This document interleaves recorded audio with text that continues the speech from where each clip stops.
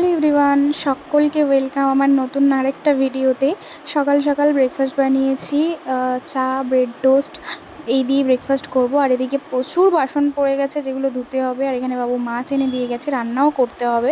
তো চলো আগে এগুলো বাসনগুলো মেজে এই ডিবে ডাবাগুলো পরিষ্কার করে ধুয়ে জল ঝরতে দিলাম। দেন তারপরে এখানে রান্নাও কমপ্লিট করে ফেলেছি। এখানে রয়েছে টফির খাবার আর পাতলা করে ঝিঙে আলু দিয়ে মাছের ঝোল আর ভাত, এই দিয়েই আজকে খাওয়া হবে। আমি পাতলা করেই রান্না করেছি। আর এই রান্না করতে করতেই তার মধ্যে আমি ফ্রিজটাকেও সম্পূর্ণ পরিষ্কার করে ফেলেছি, ধুয়ে মুছে একদম পরিষ্কার করে সমস্ত কিছু একদম অ্যারেঞ্জ করে রেখে দিয়েছি।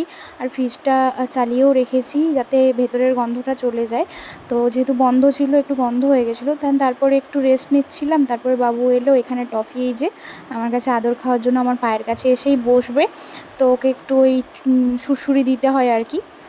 আর এদিকে বাবু হচ্ছে এই খাটটা পরিষ্কার করে দিচ্ছিলো। আমি তো করব করব বলে একদমই করা হয়ে উঠছে না, শরীর দিচ্ছেই না বাকি কাজ করতে করতে। আর ও করতে করতে ওর মুখটা দেখো, কারণ বুঝতে পারছি ওর বিরক্ত লাগছে, কারণ সারাদিন অফিস করে এসে সন্ধেবেলা এসে যদি একটু রেস্টই না পেলো তাহলে আর কি হলো।